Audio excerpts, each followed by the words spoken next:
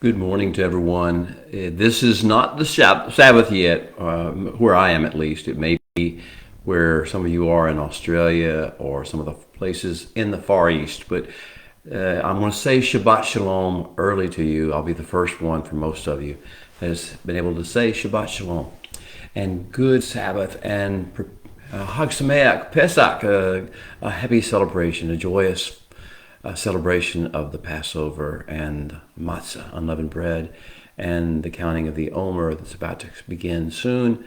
Then welcome to a time a little out of time. I'm coming to you early today before the Sabbath to get you ready for Parshat Tzav, which we'll be discussing on Shabbat day, and also as the sun goes down on Shabbat this week. As the sun begins to set, as the colors of the sunset begin to show, as the stars begin to appear in the sky, something transformative is about to happen. I hope it happens in your life. I hope it happens in your family, in your home. I hope it happens in your community, that what is going to happen is the Passover of the Holy One, of Adonai. And so you are welcome. You are invited. Now, I will say that there is no temple, there is no functioning tabernacle with a brazen altar, so there is no Pesach presentation, an Olah presentation on the altar as was spoken of in the Tanakh, in the Torah. And that means that all foreigners are invited to come in. The only prohibition was that an uncircumcised, unwilling to participate in the covenant foreigner could not participate in the eating of the actual Korban Pesach. And that's not in play right now, so you're welcome. Come and let's talk about the story. Let's talk about the bitter herbs. Let's talk about the unleavened bread.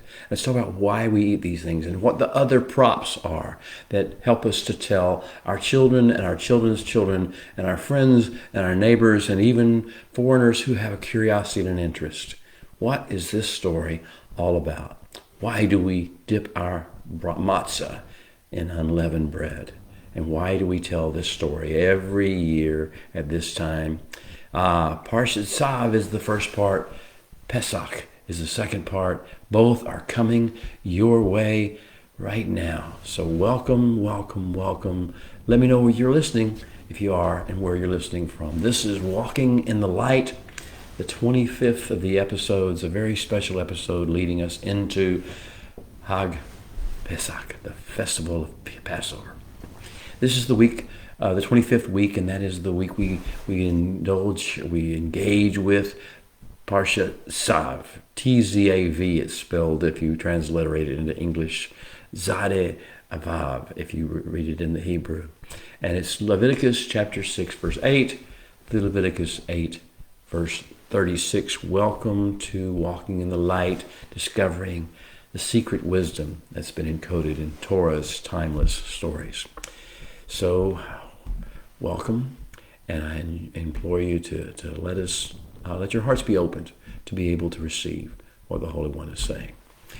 We are, as our story begins this week, we are continuing a saga, a great epic story of the birth of a nation, the birth of Bnei Israel, the children of Israel, as they're so often called in the King James versions and subsequent English translations of the Bible. Bnei Israel, the seed, the sons of Israel, This prophetic era that we're in, this season, this saga, has got us now in a new place, a new era, a new realm, a prophetic era or realm. I call it the prophetic era of Emmanuel, of the Holy One, the Creator of God with us. The prophetic era of Emmanuel. What does that mean? It means the Creator of the universe is not just sitting in the heavens watching through a lens, as it were, mortal people upon the earth doing what they're doing down here. He has come to earth himself. He has descended upon Mount Sinai in the first year, in the month of Nisan, or Aviv as it's often called, the first month of the year. In the year immediately following the Exodus, the Creator of the universe has stepped out of his normal veil of invisibility and eternality and immortality, and he has come to the earth and put on some level of form. He has manifested himself in fire.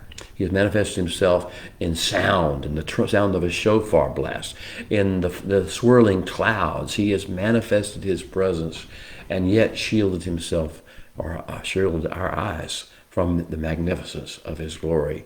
Ah, what a beautiful thing. The creator of the universe has come to the earth, and he has found and taken up a place of rest, and a place from which he can rule and reign in the midst of his people. Ah, this is the story we're reading. The great saga has this great prophetic era of Emmanuel unfolding before us. Ah, in the midst of his people, the Holy One dwells, and his manifest presence is with us, and his holiness is like a blanket upon us, an empowering energy force field upon us, and his majesty stuns and amazes us, and our hearts are awestruck, and he dwells among us. This is the prophetic season of Emmanuel, God with us. And there is a beachhead for this invasion of earth from heaven, from the Hashemayim realm to the earthly realm. There is a beachhead established, and that is what we call the tabernacle. It's called alternatively the Mikdash, which is a holy place of flowing, pulsating holiness, energy. Or it's also called the Mishkan, the place of indwelling, the place of residence, of abiding with us. But whatever you wish to call it at this particular stage in time, in our story, it is here in the camp at Mount Sinai, in the center of our camp. According to his instructions and the blueprints he gave us, we have built it. It is now assembled in the center of our camp, and the Holy One has come as he said he would, and he has filled it. And yes, the era of Emmanuel is on. And the King of Kings is here with us, and he is holding court, and he is receiving diplomatic visits from humankind, from men, and he's doing this for the first time on earth since Adam's expulsion from the Garden of Eden. Oh, this is a great prophetic era. It is not just an era from the past, beloved. It is an era for the future. This will happen again as it has happened before. This prophetic era of Emmanuel is on our horizon. So what is happening? Kedusha energy. Whenever he comes, he fills his manifest presence, comes to earth. He fills the place where he dwells with Kedusha energy. This is the energy that fuels the four living creatures and the 24 elders, and inspires and empowers them to do what they do. Also the cherubim and the seraphim in the heavenly realm, all the creatures that are seen by Yeshayahu, Isaiah, Yechezkiel, Ezekiel, by Daniel, by Yohanan, John, the Revelator. All these images that we see, this is what is being fueled by Kedusha. And Kedusha pulses upon the earth now. It has been released from the heavens, and there's a beachhead there where it's being released. This Kedusha energy is pulsating through the camp like electricity, and everything is changing by virtue of this new thing that has happened. And divine speech has been released from heaven. True tone is like home, the sounds of home. If you're in a foreign country and all you hear is the sound of foreign languages and foreign tongues, and suddenly you hear your home language. You hear someone speaking in your true native tongue. And it's like, oh, that's music to my ears. That's beauty to my heart. It awakens me. I long to belong to this, to be part of this. Well, that's the thing of divine speech. Human beings were created by a divine creator who speaks divine words and divine language and divine tone. And here we are. Heaven has invaded earth again. And we have the era of Emmanuel, and that means we have free-flowing divine speech. And the true tone is pulsating. All the other voices of the earth, all the other voices of the rhetoric, all the other voices of the propaganda, the politics and ideology and religion, those voices go quiet because now this divine speech is being uttered and true tone is being released, and we're hearing it. Our ears are being filled with this beautiful sound of the beautiful voice of the beautiful Creator. And our neshamas, our God-breathed spirits that have been dormant within us as we've suffered the slings and arrows of slavery and bondage and deception and cruelty from the world, all our dormant spirits are coming awake, coming alive. Our neshama is alive again. And the Holy One's words and his Kedusha energy are bringing refreshing to our awestruck hearts. They're bringing healing to our socialization wounds in our mind, will, and emotions, as well as our bodies. They're quieting all the ragings of the nations and the offense outrage triggers in us that are related to our post-enslavement stress syndrome. They're quieting all those other voices, and divine speech is healing us, giving us purpose and meaning again to our lives, renewing our minds, cleansing us of the filth and the profanity and the vain imaginations of the raging nations. And this divine speech, true tone, Kedusha energy pulsing is restoring our souls. Amen. And while the culture shock of this new normal that we're experiencing, this Emmanuel era, the culture shock has us undone as we would have normally thought. We're finding it's making us happier and more excited and thankful to be alive than we have ever been before. We are so humbled, but simultaneously we are so invigorated and energized. We are more conscious of our uncleanness and our unworthiness and our wounds than we have ever been before. Our spots, our blemishes, our wrinkles. But even in that, we are exhilarated by the prospect of becoming clean and whole again, of taking on the Creator's Kedusha energy into our bodies, our minds, and our wills, and our spirits, and being clothed in His majesty and His glory and His light. And how will we do this? We know there's something coming, and what's coming is the ultimate, extreme, bridal makeover. The Holy One has a plan to heal us, to restore us, to bring tikkun nefesh, the healing of the individual broken heart and soul, about. And it happens through the ultimate, extreme, bridal makeover protocols. Two factors that will lead to this are His voice, His beautiful sounding voice, and the energy that comes from His words. The second factor is the empowerment of His presence, which is the Kedusha energy that flows heavenward, from heaven to earth. So what's going on in this era of Emmanuel as we begin the book of Vayikra, and He called, and He calls us into his place of flowing holiness, into the tabernacles. He calls us in. This is so good. We needed this so badly. Mankind, the earth ecosystem needs this so badly. The indwelling, ondwelling, omnipresence, a majesty of the Holy One. We are so forgiven of all the things that have broken us and we have broken in other people. We are so loved. We know it. We are so refreshed in our minds and wills and souls and hearts. And we are so blessed just to be alive at such a time as this. And we are on the road to healing from all our traumas. And not only that, we're on the road to becoming healers for all other people's traumas. So now this is all happening in the era of Emmanuel. Now what?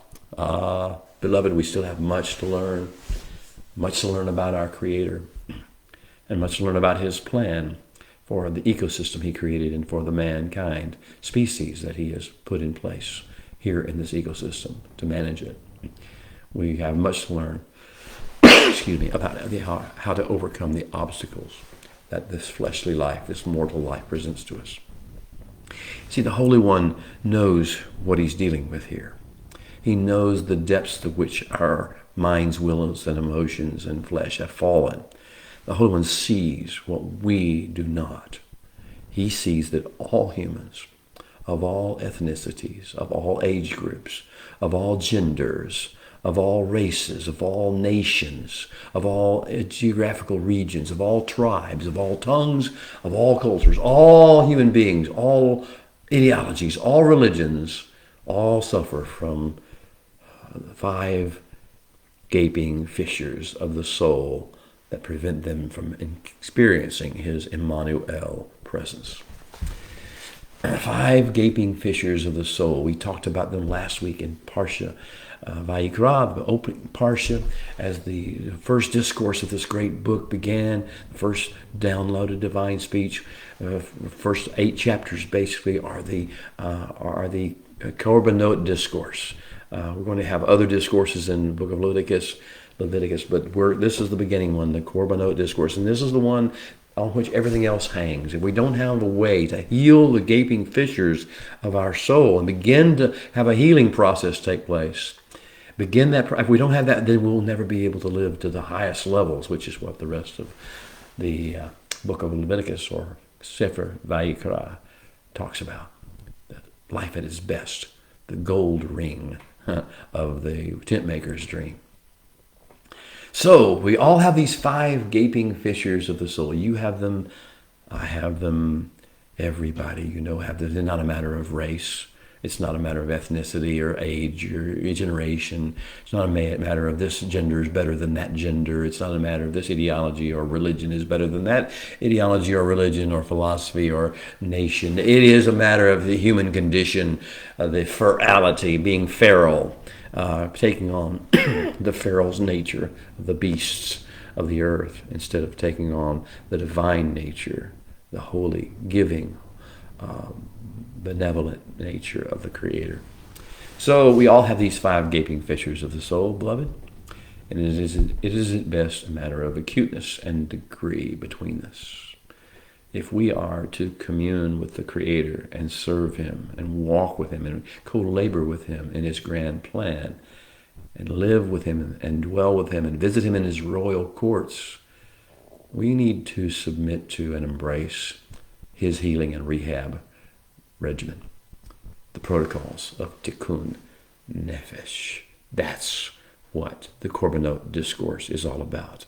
We must experience Tikkun Nefesh before we can experience or bring any part of Tikkun Olam, Tikkun Adam, the race of humanity as a general, or Tikkun Eretz, the healing of the world.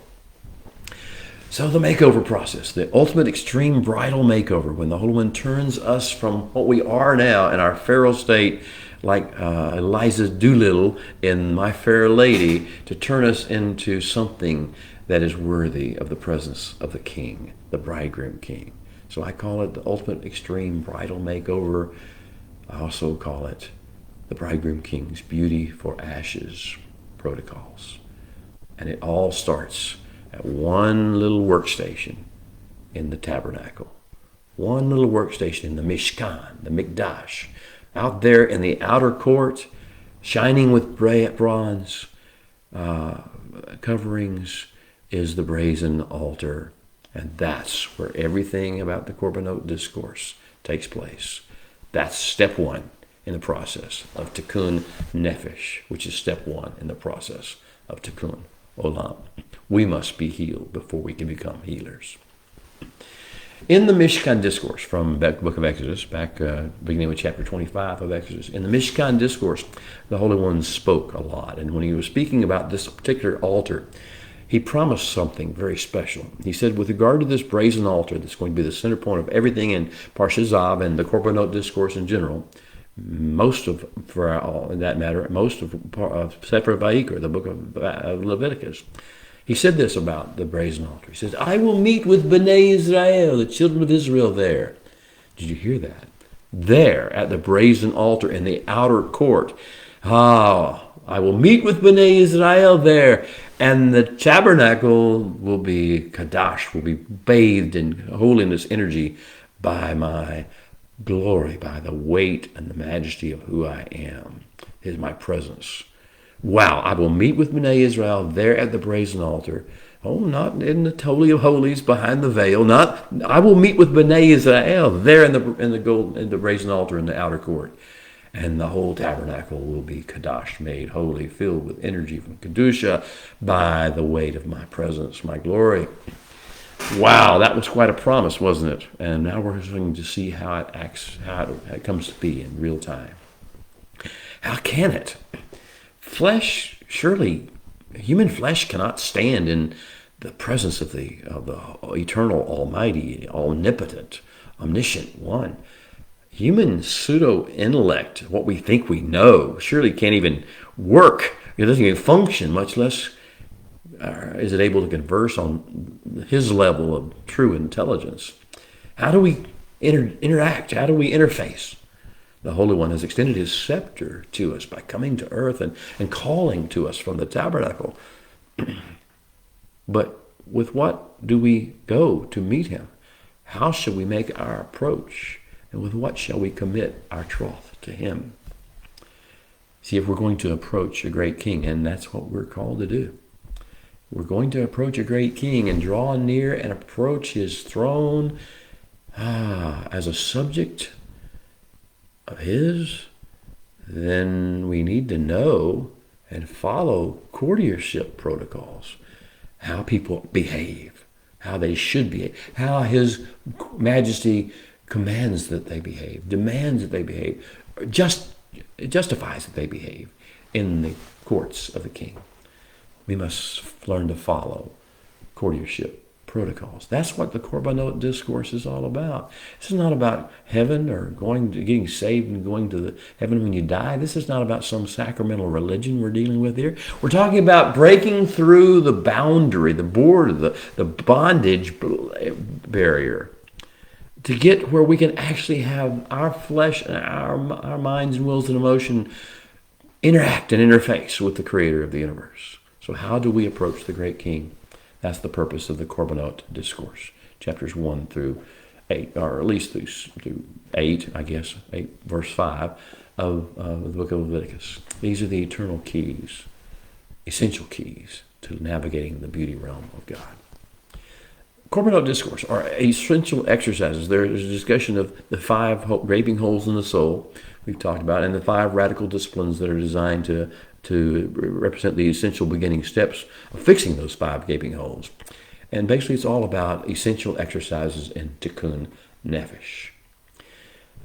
You see, the 5 gaping holes in our soul, and I mentioned it last week, I'll talk perhaps about it some more, are necessary. If we're going to get into Passover, we're going to get into the divine appointments of the calendar. These are not holidays.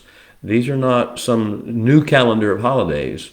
These are divine appointments with the creator of the universe. If we're going to get into these things, we're going to have an Emmanuel model upon the earth through the festivals, which is what we're called to do, through the Sabbath, through the 7 main festivals. If we're going to do this, then we need to have ways to overcome these 5 gaping holes in our soul, at least long enough to allow us to commune with the creator and begin to let him heal us. We can't fix this ourselves. Nothing we do can fix it, but we can begin the process of allowing him, going to the doctor, so to speak, and laying him on his operating table or his examination table and saying, do what you need to do. I'm here at your disposal. That's what this Korbanot discourse is about, how to come to the doctor, to the great physician, to let him heal us. So the problem with these great 5 gaping holes in our souls is that each one has developed around it scar tissue and oozing spiritual junk. Uncleanness is what that term is usually used, or tuma. And much, much more will be discussed on the issue of what is tuma, or what is uncleanness, and what it matters later on. But it's all about the idea of what it does to our communion with the Holy One. But we have had these gaping holes in our soul, and around them there's been this scar tissue and strongholds being built of uncleanness that are developing around them, and that has to be dealt with if we're going to receive true tone words, true tone kedusha, energy, healing power from the Holy One. So, elevation is what we're looking for. Elevation into the realm of the Hashemayim, the Holy One's home realm. And for that we need spiritual growth. We need to be able to transcend the things of the earth, the ways and of the fallen nations, the raging nations, the vain imaginations of the Ra, Shakat, and Hamas infected mind. Elevation is what we're looking for, and spiritual growth is what we need. And it can only come through a regimen of prescribed, safe, exercises and disciplines of self-denial that the Holy One's trying to teach us. He's giving examples and exercises, but he's teaching a much greater lesson here. A much more transcendent lesson than anything having to do with this tabernacle that will come and go. Physical tabernacle will come and go upon the earth. Yes, there will be one at the very end of times again. But many of our lives will be lived with no physical tabernacle or temple upon the earth. So he's teaching us principles here, ways, giving us exercises to learn protocols of meditation and communion with him that allow us to do the things that need to be done as he specified in the Korbanot Discourse. And what are those things? What exactly does Tikkun Nefesh involve? Well, it starts with covering protocols, or kafar. Kafar is where we get Yom Kippur. It comes from a word which means to cover the deficiencies, to use pitch, as it were, in Noah's Ark. He used pitch inside and out to cover the cracks where there could be no leakage. Well, that's the idea, to maintain this covering. But this covering is not just a covering to say, hey, I don't have to look at you because you're covered. It is a covering that contains healing within it. It has the energy in it that begins to heal. It's like a bandage that has got analgesic and different kinds of healing properties in it. So it's what's not just happening about the covering itself, it's about what happens within the covering. Within the covering, we begin to heal. Within the covering, we begin to be restored. That's the idea. The covering protocols, and then following on the covering protocols come the healing and the purging protocols. We become whole. And that leads us to our participation in the greater protocols of Tikkun. Tikkun Adam, the healing of all of the race of mankind, little bit by little bit.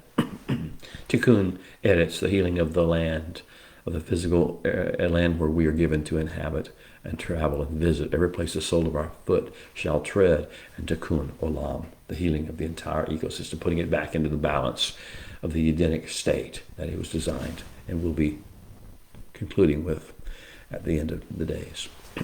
So welcome to Parshat Tzav, our how-to manual, how to relate to the Holy One, but it's more than that. It's only for those who are lovers of God. Many of us have some belief in God, but there is a special awakening that takes place at some point in most of us, where we become not just believers in God, but lovers of God, passionate lovers of God. This is this bridegroom relationship, this bride-bridegroom connection. And this book of Leviticus in general, and Parshat Tzav in particular, is our how-to manual to become lovers of God that manifest that love by showing love to mankind, to other people, to understand their hurts, not just deal with our own. So, we are learning True Tone, Response, and Stewardship, Level 2.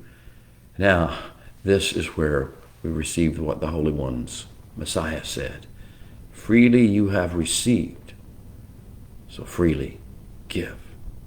That's what Parshat Tzav is at. That's the part 2 of the Korbanot Discourse. Part 1 is freely receiving, learning to overcome our resistance to being healed. Overcome our revulsion against the things that would heal us. So freely we have received. That was part 1. That was last week. That was Parsha Vayikra. In Parsha Tzav, it's all about, okay, so now that you freely received, prepare to freely give. You see, there are two. There's the Bnei Israel, the children of Israel, the Hebrew nation of the covenant of Abraham and his seed. This is designed to produce on earth a snow globe people, a people that are on display, so to speak, that model, hopefully, at its best at least, will model the kingdom of heaven's beautiful ways and wisdom and calmness and shalom, as opposed to getting caught up in the raging of the nations. We're a snow globe people. The children of Israel are designed to be that, called to be that, and empowered by the Holy One to be that, given the special gifts of His words, His instructions, His mitzvot, to do that. But within the snow globe people, there is a snow globe people the snow globe within the snow globe. In other words, within this greater group of Bnei Israel, the covenant people, there is a special group that is sort of like the models for the models. And that's the Kohanim. The Kohanim, the priests. So that's what we're learning, how to priest, how to become in our own homes, in our own workplaces, in our own marketplaces, in our own streets and byways and highways, in our own communities, and in our own regions, to become a snow globe within a snow globe, to become a people who models the ways of the Holy One out of true love, in true love, exuding true love to the rest of the world.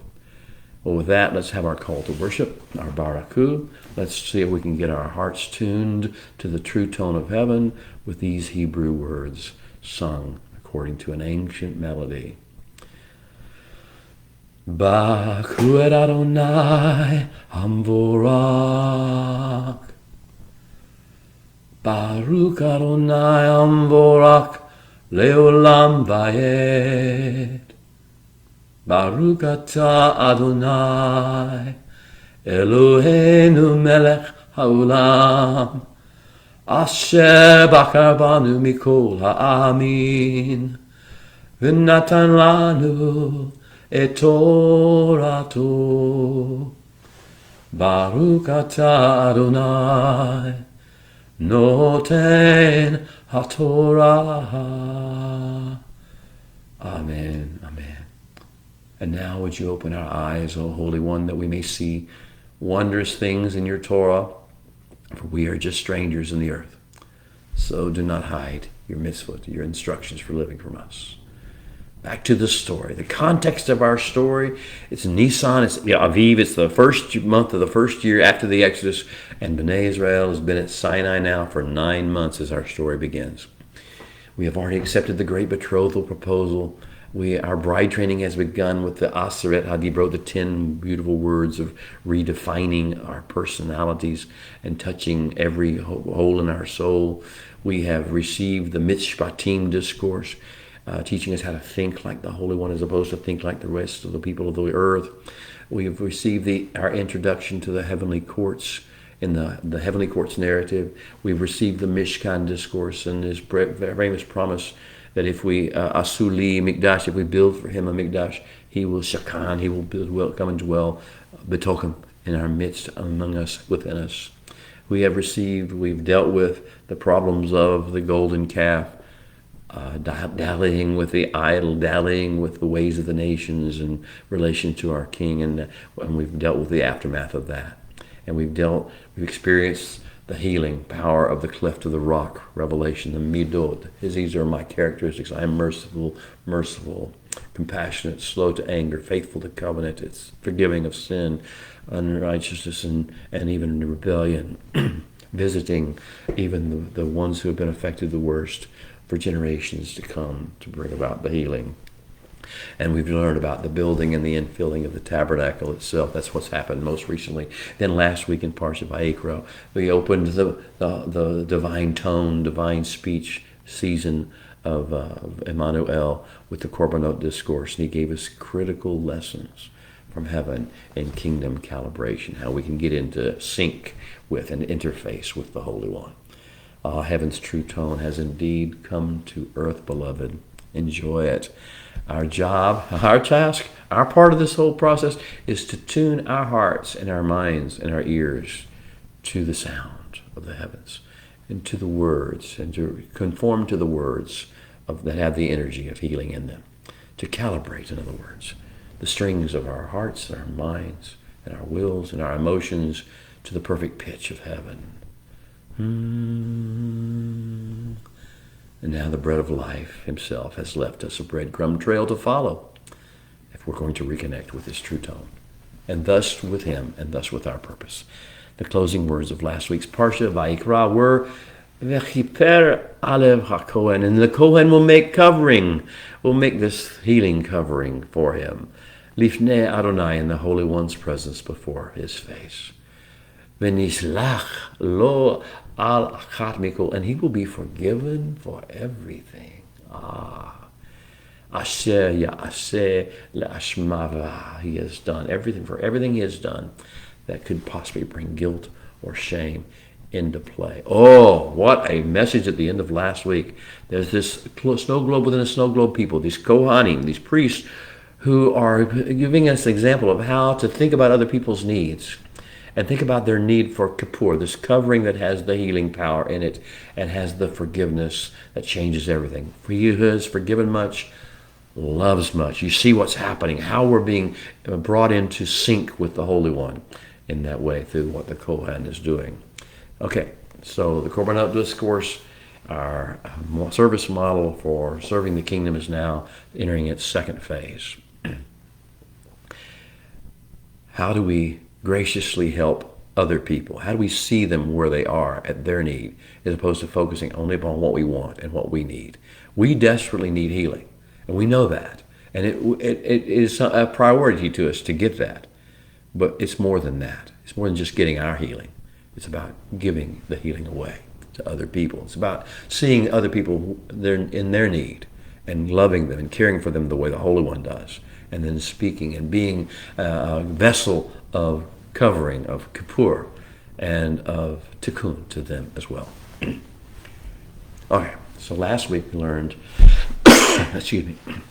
courtship protocol as to how to get Tikkun Nefesh, the healing of the soul in our own lives. This week we go beyond that. This week we go to how to see it in others and try to heal others of their 5 gaping holes in their souls. All right, are you ready? Are you ready to explore the next level? Ready to become servants?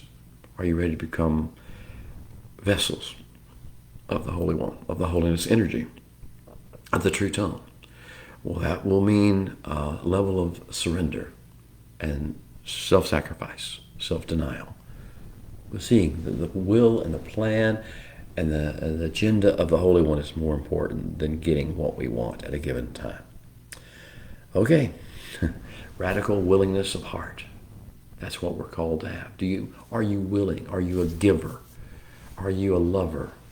Are you a concerned, passionate, redeemed, restored person? Are you ready to give? Radical willingness of heart is what we're calling for now. Here's the secret. One episode of extravagant giving will mature. It will not live alone. One episode after another of extravagant giving will take place once we surrender to this call, to the willingness of the heart. And it will mature us and mature those around us into a lifetime of joyful, faithful, and gracious service as the snow globe people within the snow globe. Now we are to learn to serve at the Holy One's table, not just to eat from it. And that's what Parsha Tzav, the second phase of the Korbanot Discourse, is all about. Learning to serve at the Holy One's table as opposed to merely sit at it and eat from it. Serve at the Holy One's table in order that others may experience the great love, the great joy, and the great shalom, from whom much is given, much will be required.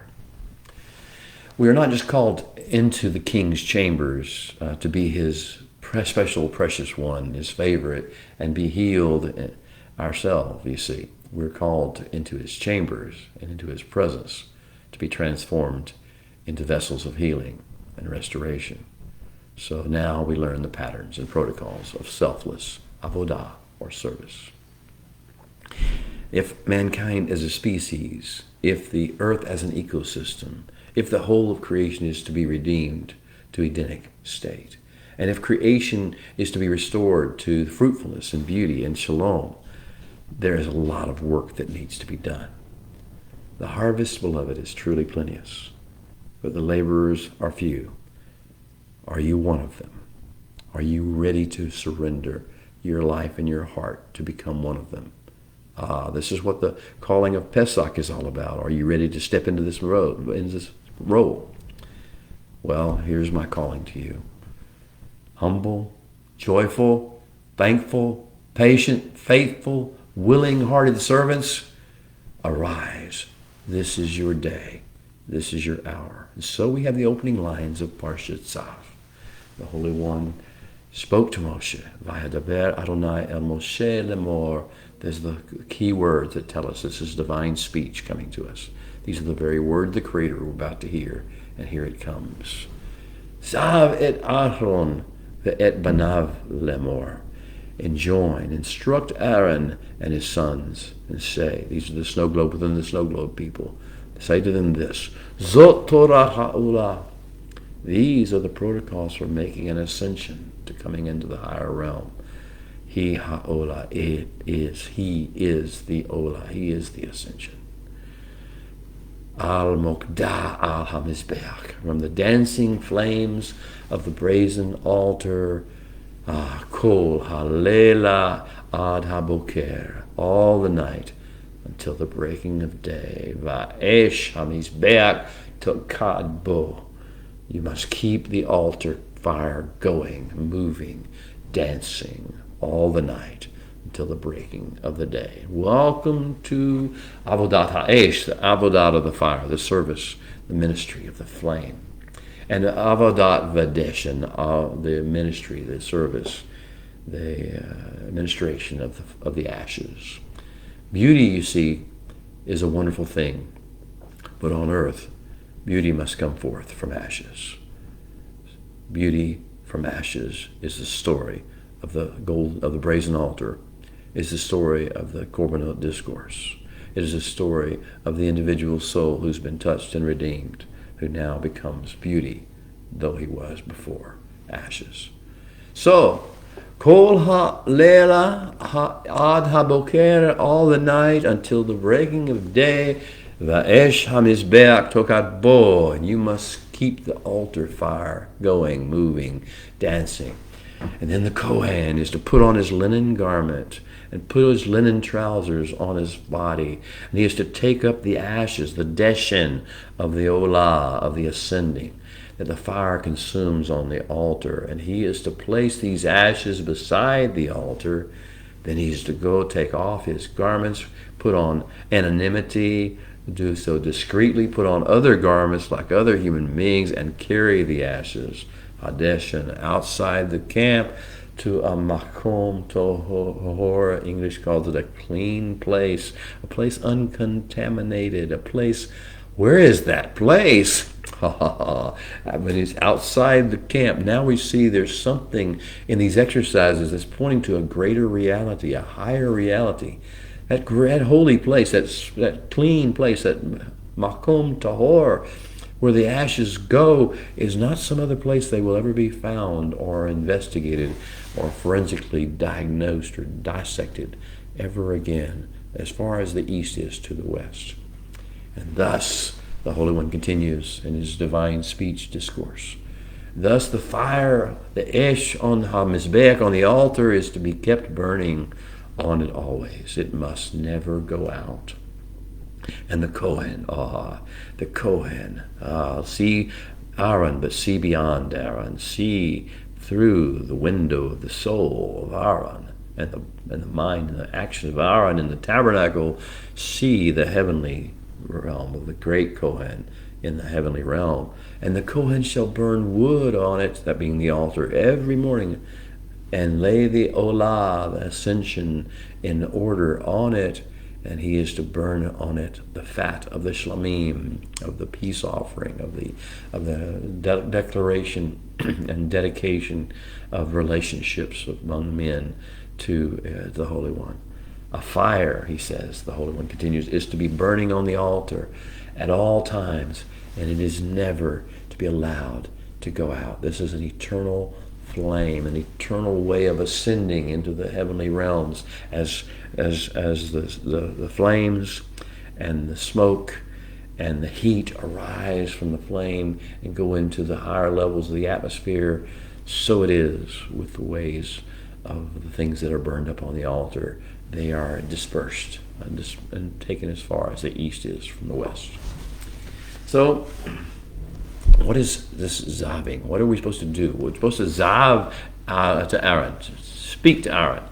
King James translators chose to translate this interface and collaboration methodology as command. We understand orders, taking orders. But we don't understand the divine, benevolent creator trying to teach us ways of interfacing, ways of collaboration, ways of overcoming and transcending. That's what Tzaving really is. Teach Aaron to be the snow globe people within the snow globe people, person within the snow globe people. Perhaps from a Western standpoint, we call it command because we remember King James II and his ilk, the monarch and the monarchs that issued harsh commands and demands and backed them up with the power of the military might of the empire and made sure that you died if you didn't follow these instructions. Maybe that's why we call Tzav command, but that's not the essence of what it means.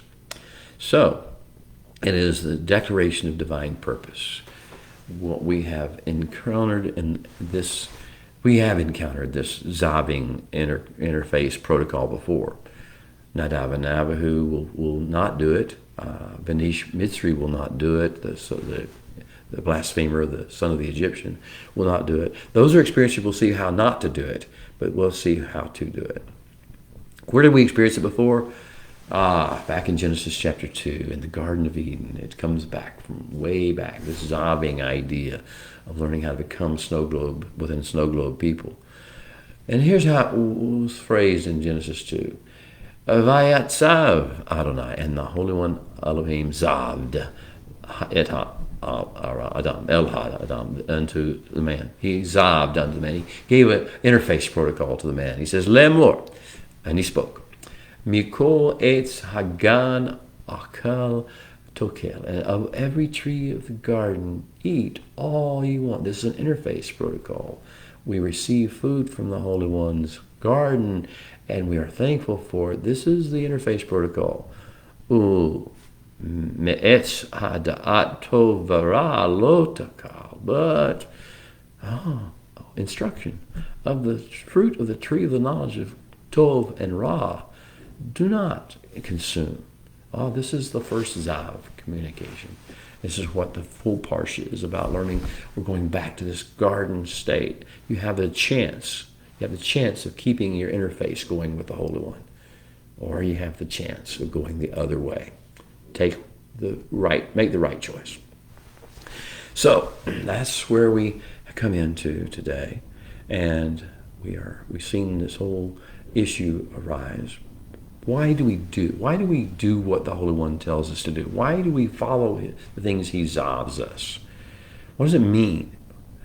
It means that only through doing His words can we become kadosh, holy. We can only then have the energy to do the things that He calls us to do, to serve other people. Otherwise, our service is for surface purposes. It is for pride, for arrogance, or for publicity, or notoriety, or being thought holy, or being thought right, or getting some advantage by virtue of doing it. You're earning some brownie points. There's some selfish motivation to it, unless we do it strictly according to the way He instructed it, because that is our nature. That is who we are becoming. That's who we want to be. Being kadosh, being holy, is not a state of being. It describes a specific type and a quality of physical action and spiritual impact that is like unto heaven. It has the same effect upon men as the sounds and the songs of the four living creatures and the 24 elders and the seraphim and the cherubim in heaven have upon the rest of the heavenly troop, the hosts of heaven. All right. Well, we're to start with the issue of the fire and the ashes. Fire is an amazing thing. It's not created by the Holy One. It's never said that He created fire. And yet we're going to find next week in Parshas, 2 weeks actually, because we're going to have a week off. But 2 weeks, we're going to find that fire does in fact fall from heaven. It isn't just a matter of the earth, but there's a special thing about the divine fire. Moshe learned about it in the burning bush syndrome. The divine fire from the heavenlies does not cause ashes. But the fire of earth, when it mixes with the earth and is touched by the things of the earth, that creates the ashes. So are you ready to serve? Are you ready to enter into the service of the King? Are you ready to enter the service of man? Are you willing to overcome offenses of ethnicity, offenses against certain races or against certain ideologies or political positions? Are you willing to see beyond all the nonsense that people talk about, to see what they really are screaming and crying over? What's really wrong with people? You see them doing horrible things to one another or to themselves.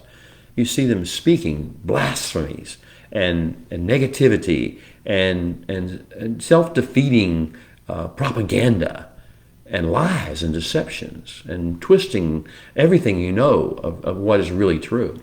You see these things happen, but what's the real reason behind it? Where's the brokenness in them, and what can be done about the brokenness if we can get past the surface of the stuff?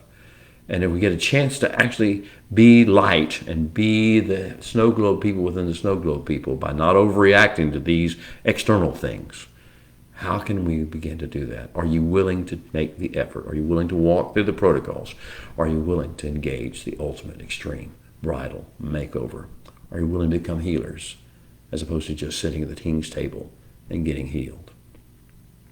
Beloved, my time with you now is gone. I will see you next week to talk a little bit about the Passover and the unleavened bread, to go into more detail about what this divine appointment is all about, and how we are to prepare for the entire year through this first set of divine appointments that are supposed to cause us to interface and interconnect and sync with the Holy One's will and his ways. All these things are coming up next week as I meet with you. But until then, get ready for your Sabbath, get ready for your Passover, unleavened bread, bitter herbs, gathering your children and grandchildren and anyone who will listen around you from your neighborhood around to tell the wonderful story. And get in touch with these stories that are chock-filled with energy from the heavenly realm and transformative design. We are made for more than the world wants us to know. Let's engage it. Shabbat Shalom. I'll see you next week.